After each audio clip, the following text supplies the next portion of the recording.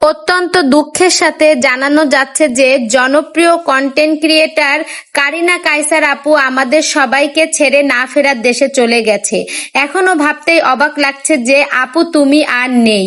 যে যাই বলুক না কেন, তোমার সাথে যে কয়েকটা দিন দেখা হয়েছিল এতটুক বুঝতে পেরেছি তুমি অনেক ভালো মনের মানুষ ছিলে।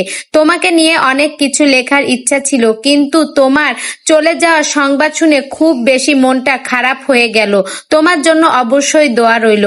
আল্লাহ তোমাকে বেহেশতে নসিব করুক। ওপারে ভালো থেকো আপু। একটা পোস্টে জানা গেছে যে কারিনা কায়সার আপুর বাবা নাকি জমি বিক্রি করতে চেয়েছিল, সে কোনো সহায়তাই পায়নি। সে আরো বলেছে যে আমার কাছে এখন সবচেয়ে জরুরি হচ্ছে আমার মেয়েটাকে সুস্থ করা। জানা গেছে অনেক দিন ধরে কারিনা কায়সার লিভারে আক্রান্ত ছিলেন, তার লিভারে নাকি অনেক সমস্যা হয়ে গেছিল।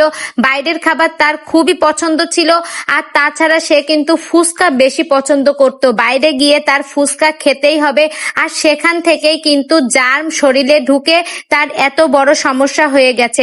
ডাক্তার বলেছে এখন আর কোনো কিছুই করার নেই, এই সমস্যাটা তার ফুসকা থেকেই শরীরে ঢুকেছে। তো আমরা বাইরের খাবার কম খাবো, যথাসম্ভব চেষ্টা করব ঘরে তৈরি করা খাবার খাওয়ার জন্য। আপুটা অনেক দিন ধরেই কিন্তু এই অসুস্থতায় ভুগছিল। দ্রুত গুরুতর অসুস্থ হয়ে যাওয়ার পরেই কিন্তু তাকে চিকিৎসকের কাছে নিয়ে যাওয়া হয়। তখন চিকিৎসক বলে এখন আর কিছু করার নেই, এখন হচ্ছে লাস্ট অপশনে রয়েছে।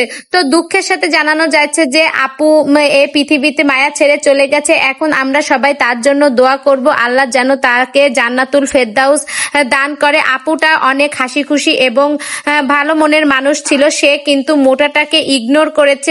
সবাই আমরা আপুরা দেখি যে মোটাটাকে নিয়ে একটু বেশি ভাবি, কিন্তু এখানে দেখুন কারিনা কায়সার আপু মোটাটাকে সম্পূর্ণ ইগনোর করেছে। সে বলেছে মোটাই ভালো লাগে।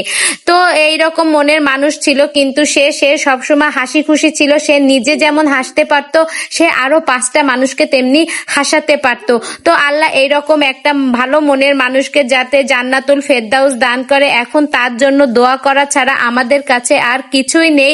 তো বন্ধুরা, কারিনা কায়সার আপুর সকল ধরনের ভিডিও পেতে আপনারা আমার চ্যানেলের সঙ্গেই থাকুন, আর কারিনা কায়সার আপুর জন্য আপনারা সবাই বেশি বেশি করে দোয়া করবেন।